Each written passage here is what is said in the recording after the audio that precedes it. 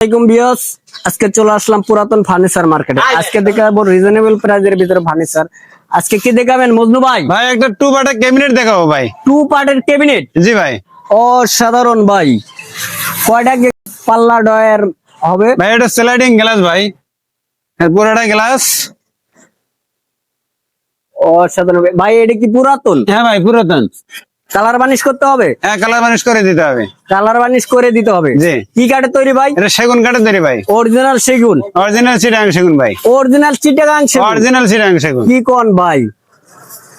ভাই এটা লম্বায় কয় ফিট? এটা 6 ফিট লম্বা আছে। 6 ফিট লম্বা? জি। আচ্ছা, প্রাইসটা কেমন থাকবে ভাই? এটা 15,000 টাকা পড়বে ভাই। 15,000 টাকা? জি ভাই। বেশি বেশি মনে হইলো ভাই। 1,000 টাকা ডিসকাউন্ট করে দেন। কত?